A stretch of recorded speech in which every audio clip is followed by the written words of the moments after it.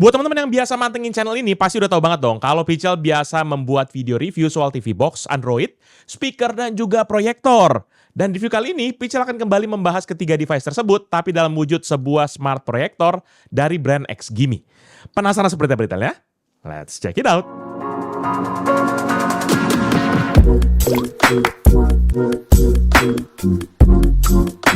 Halo guys, balik lagi bersama Pichel, dan seperti yang sudah Pichel mention tadi, bahwa kali ini kita akan bahas sebuah proyektor yang menggunakan title Smart dari XGIMI, yaitu XGIMI Mogo 2 Pro Smart Proyektor.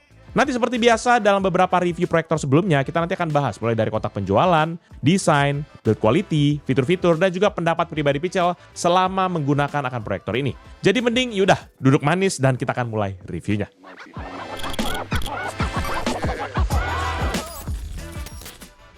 Untuk kotak kemasannya, maka proyektor ini dibungkus dengan kotak berbahan karton tebal yang sayangnya sudah tidak mulus lagi saat sampai di studio Pichel Techno. Kotak kemasannya ini menggunakan base color putih dengan menampilkan gambar proyektornya di sisi depan, lengkap dengan teks logo XGIMI Mogo 2 Pro. Lalu di sisi kanan kotak hanya ada sederet infografis mengenai fitur-fitur unggulan dari proyektor ini, dan sisi kirinya terdapat logo-logo Google Play Store, Google Voice, dan juga Chromecast built-in. Pindah ke sisi belakang, tampilannya mayoritas polos aja dan hanya ada teks Powered by Android TV di bagian kiri bawah, yang ditemani juga dengan teks-teks kecil tentang product information, manufacturer, dan juga contact information. Sementara di sebelahnya terdapat stiker yang berisi informasi serial number dan juga kode-kode produksi lainnya. Kemudian di sisi atas kotaknya nanti hanya ada logo XGIMI dan sisi bawahnya tidak ada informasi apa-apa. Nah, setelah itu kita akan masuk kepada isi paket penjualan. Dan saat teman-teman membeli proyektor ini, nanti teman-teman akan mendapatkan satu unit proyektornya, satu Bluetooth remote control, satu buah unit charger, satu buku manual, dan juga kertas garansi. Itu aja memang isi paket penjualannya. Ya tergolong agak kurang ya. Masa beli proyektor tapi nggak dapat kabel-kabelan yang proper gitu ya. Ya kalau gini memang jadinya teman-teman harus nyediain sendiri tuh kabel HDMI-nya. Padahal ini kan bukan proyektor murah ya. Harusnya ya kabel 100.000 bisa lah ya, harusnya masuk ya.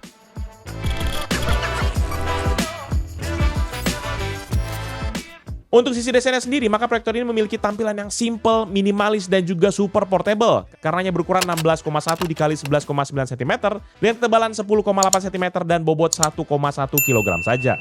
Sehingga membuat proyektor ini bisa diletakkan di mana saja karena tidak membutuhkan space yang luas. Lalu kalau kita break lagi desainnya, maka di sisi depan nanti teman-teman akan menemukan 3 komponen utama.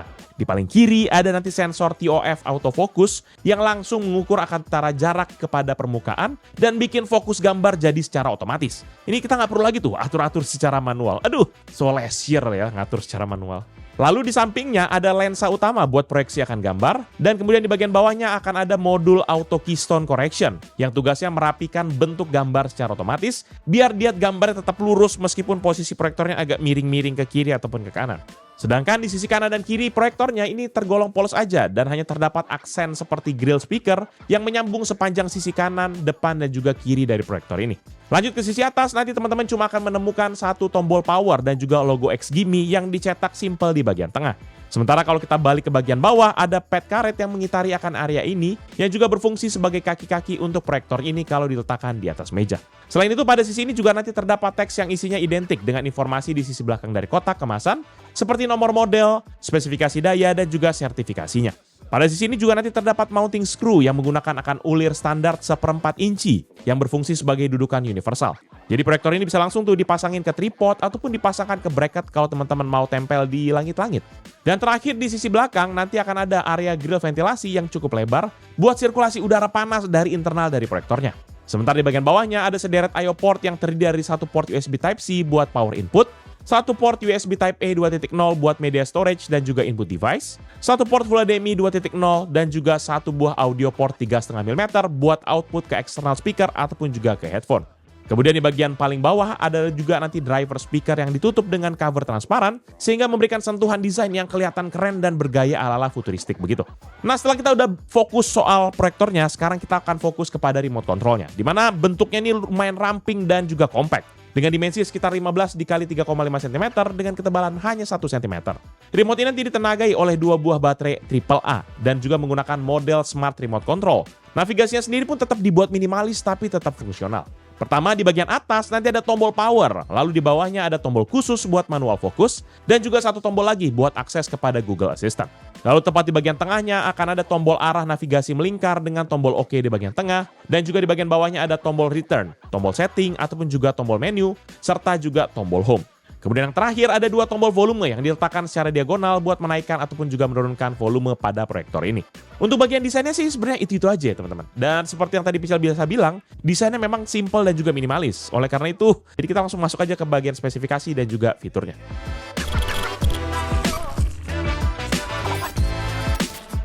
Nah, untuk speknya sendiri, Pichal amazed banget dengan proyektor ini. Karena selain berfungsi sebagai penampil gambar, X-Game ini juga menjadikan Mogo 2 Pro ini sebagai TV box berbasis Android TV yang ditenagai oleh SoC dari Amlogic. Di dalamnya nanti terdapat CPU quad-core ARM Cortex A55 berarsitektur 32-bit dengan clock speed dari 100 MHz sampai kepada 1,9 GHz yang sudah cukup memadai lah buat kebutuhan streaming, navigasi UI, hingga navigasi konten-konten Full HD 1080p gitu masih oke lah. Sementara untuk pengolahan grafis, maka Mogo 2 Pro ini menggunakan GPU dari ARM Mali G31 dengan dukungan OpenGL IS 3.2 dan juga Vulkan versi 1.1. Serta sudah mendukung refresh rate di 60Hz dan juga memiliki display chip yang digunakan adalah 0,23 inci DMD yang mendukung akan resolusi natif di 1920x1080 pixel atau Full HD dan juga sudah kompatibel dengan konten HDR10. Selain itu, proyektor ini juga sudah dibekali nih dengan RAM 2GB dan juga penyimpanan internal sebesar 16GB. Meski jenis RAM-nya tidak terdeteksi di AIDA 64, tapi kapasitas tersebut harusnya sudah cukup lah buat menjalankan beberapa aplikasi Android TV, termasuk Google Assistant, YouTube, Netflix, maupun juga screen mirroring lewat Chromecast. Lanjut ke sektor proyeksinya, maka Mogo 2 Pro ini memiliki tingkat kecerahan 400 ISO lumens yang termasuk paling terang di kelas portable proyektor. Warna yang ditampilkan pun juga sudah mengikuti standar temperatur warna D65 yang umum digunakan di industri perfilman. Serta untuk color gamutnya dia sudah mencakup akan 90% DCI-P3 buat tampilan gambar yang lebih kaya dan juga lebih sinematik. Lensa ini sendiri memang menggunakan highlight transmission coated lens dengan sistem fixed focus, serta juga sudah memiliki throw ratio 1.2 berbanding 1. Artinya untuk menghasilkan gambar berukuran 100 inci, maka proyektor ini memerlukan jarak sekitar 2,5 meter saja dari permukaan proyeksi. Dan gambar yang bisa ditampilkan ini berada di bentangan layar mulai dari 40 hingga 200 inci, tergantung jarak dan juga kondisi ruangannya. Nah, oleh karena tipe lensanya ini fix, maka dari itu tidak ada optical zoom ataupun lens shift pada proyektor ini. Tapi semua penyesuaian gambar sudah ditangani secara otomatis lah lewat teknologi yang disebut sebagai ISA2 atau ISA2 yang mencakup akan uninterrupted autofocus, auto keystone correction, intelligent screen alignment, obstacle avoidance, hingga eye protection. Dan lampu proyeksi yang digunakan pun juga diklaim mampu bertahan hingga 25.000 jam penggunaan dan mendukung berbagai metode instalasi seperti front projection, rear, maupun juga ceiling mount, baik di depan maupun di bagian belakang layar. Dan seperti yang sempat Pichal mention tadi di bagian desain, maka proyektor ini dilengkapi dengan sepasang stereo speaker yang memiliki daya masing-masing 8 watt dengan dukungan Dolby Audio, Dolby Digital, maupun juga Dolby Digital Plus. Produksi suaranya pun juga Pichal akui bagus. Semua jenis suara mulai dari treble sampai bassnya bisa terdengar dengan baik. Dan surprisingly bassnya juga lumayan nendang. Makanya pas Pichal tes nonton film-film di Om Michael Bay gitu ya, film-filmnya si Om Michael Bay itu, yang penuh dengan ledakan-ledakan itu, suaranya benar-benar berasa banget. Terus habis itu, Pichal juga iseng pakai proyektor ini buat main game kayak game CS2 dan juga Valorant, yang notabene dia butuh refresh rate yang cukup tinggi. Tapi, produksi suaranya di sisi ini memang nggak kalah gokil. Ambient soundnya bisa kedengeran jelas dan arah-arah suaranya juga ketahuan dari sebelah mana. Dan oleh karena itu Pichal coba tes speakernya dengan sebuah lagu tapi di level volume 70-80% saja. Dan di level ini speakernya bisa menghasilkan suara rata-rata di 98,3 desibel dengan maksimum di 105,1 desibel. Kebayangkan seberapa kencangnya nih speaker proyektor. Ya Pichal memang nggak set sampai ke 100% ya, karena kalau Pichal set sampai ke 100% itu suaranya udah tergolong jadi bising banget. Dan Pichal jamin bisa memancing akan keributan antara warga ataupun tetangga kalau Pichal terusin gitu ya. Dan buat teman-teman yang penasaran, berikut ini deh Pichal coba tampilin hasil tes suara dari sound di proyektor ini. Check this out.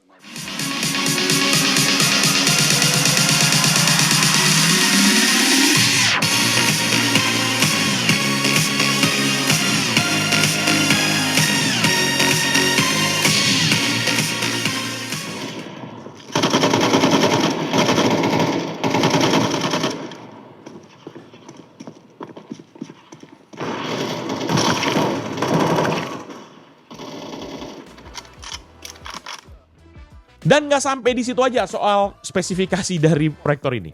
Karena untuk proyektor ini sendiri sudah memiliki berbagai dukungan untuk konektivitas. Di mana Mogo 2 Pro ini sudah mendukung akan Wi-Fi dual band 2,4 dan juga 5 GHz dengan standar 802.11ac. Jadi kalau teman-teman pakai router yang juga support akan dual band, maka koneksi internetnya harusnya bisa lebih stabil dan juga lebih ngebut. Apalagi kalau kita streaming di resolusi yang tinggi. Dan untuk Bluetooth-nya ini agak menarik, karena saat dicek lewat AIDA 64, versi yang terdeteksi cuma Bluetooth versi 4+. Tapi kalau dilihat di website resminya, tulisnya tuh di Bluetooth versi 5.0. Dan kalau dibuka di manual book-nya, ini justru terteranya versi 5.2. Lengkap dengan detail frekuensi dan juga daya transmisinya. Kemungkinan besar sih proyektor ini memang ya... mungkin kita nggak tahu ya, Pichal nggak mau seuzon ya. Cuma ya teman-teman bisa lihat sendiri ya, Pichal nggak bisa berkompromi apa-apa di situ. Yang jelas buat pairing kepada speaker eksternal, headset ataupun juga remote tambahan, koneksinya tetap terasa cepat dan juga stabil dengan minim delay.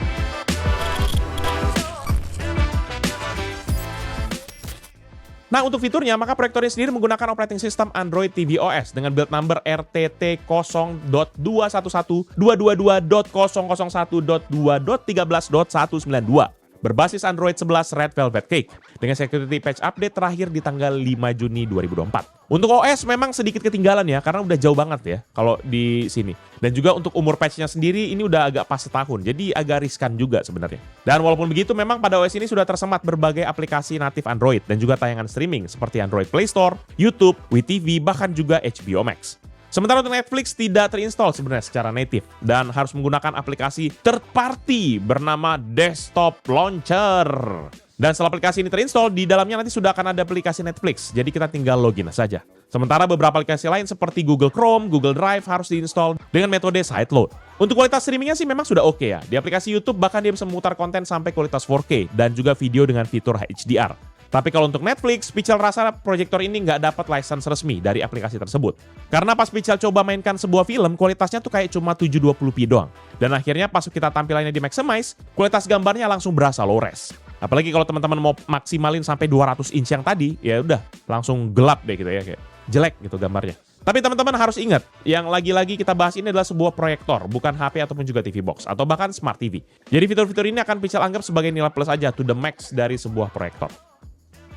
Nah, sebelum kita akan bahas kemampuan proyeksinya, maka Pichal mau ngasih info beberapa pengetesan yang Pichal lakukan soal proyektor ini, biar kita tahu seberapa kuat sebenarnya kemampuannya. Nah, testing pertama kita pakai Geekbench versi 5.5.1, karena Geekbench 6 tidak disupport pada proyektor ini. Dan proyektor ini mendapatkan skor 126 untuk single core dan 316 untuk multicore. Sementara untuk testing kedua dengan AnTuTu Benchmark versi 10.4.5, dan hasilnya proyektor ini mendapatkan skor 19.277 untuk CPU, 9.061 untuk GPU, 25.125 untuk memori, dan 17.946 untuk UX, dengan AnTuTu skor sebesar 71.409.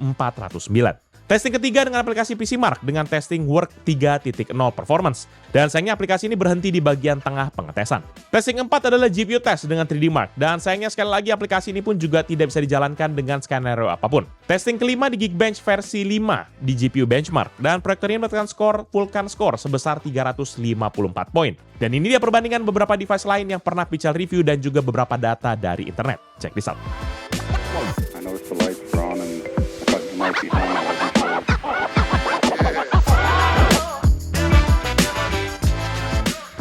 Ya, setelah kita udah lihat gimana kemampuannya, menurut Pichal ini kemampuan proyektornya berada di level yang agak low end ya. Karena kemampuannya, apalagi untuk urusan 3D segala macam ini agak-agak berat sebenarnya. Jadi buat kita yang pakai ini buat kayak saya mau main game di sini ya kan, Anda kayaknya salah device ya.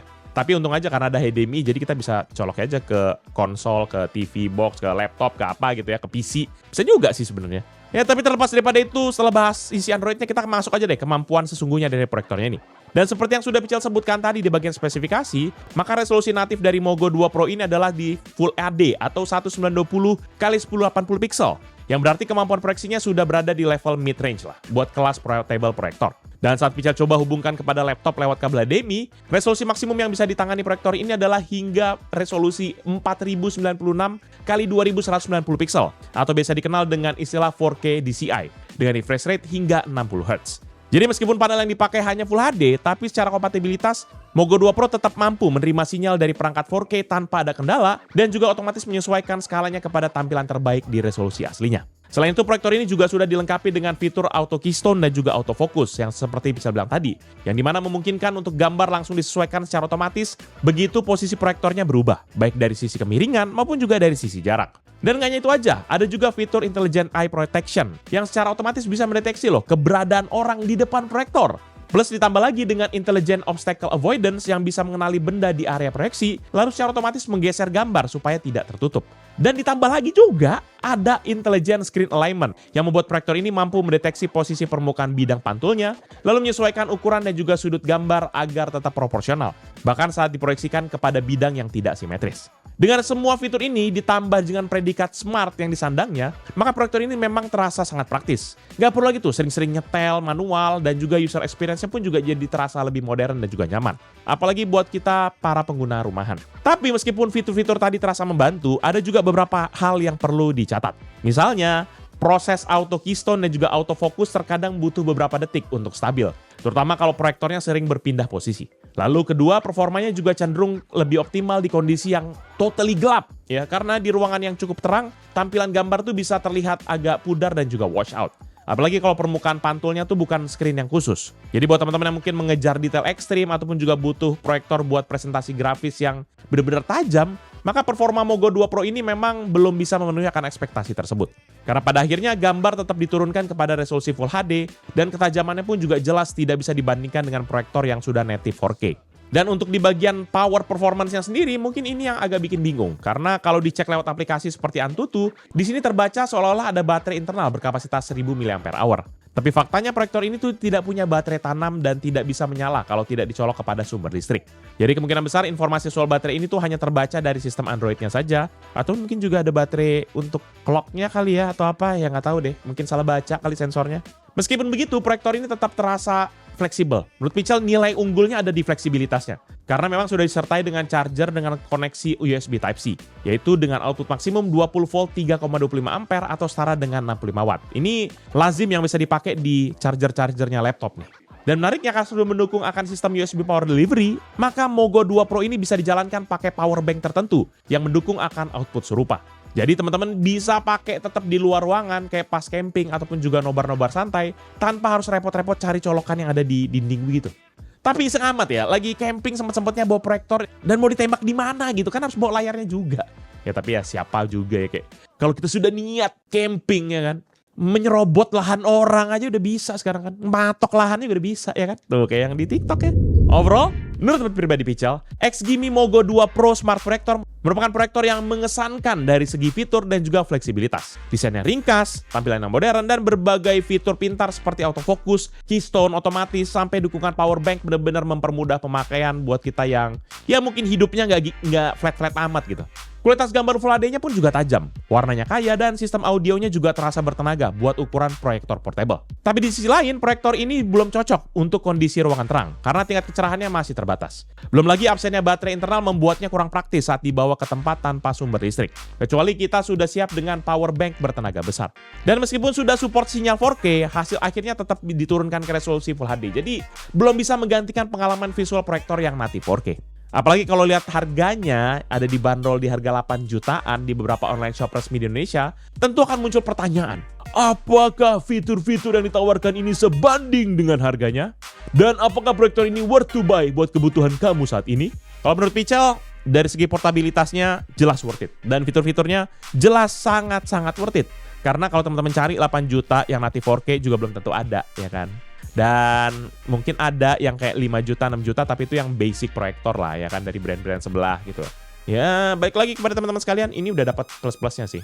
Dan kalau teman-teman yang berminat dengan produk ini atau mau cek produknya, nanti bisa cek di deskripsi yang saya akan tulis di bawah ini. Jangan lupa juga untuk like dan juga share video ini. Plus kunjungi sosial media dari Pichel Techno dan Pichel Media Group seperti Facebook, Twitter, Instagram, TikTok, dan juga website kita yaitu pichelmediagroup.com. Dan jangan lupa juga main ke channel kita yang lain di bawah Pichel Media Group seperti Pichel Main Game yang bahas soal game konsol dan juga perangkat-perangkat lainnya, ya kan. PMG Fans ya, pokoknya vlog aktivitas Pichel. Dan Pichel Toys Time yang bahas soal mainan. Walaupun sudah lama tidak update 1 tahun lebih guys.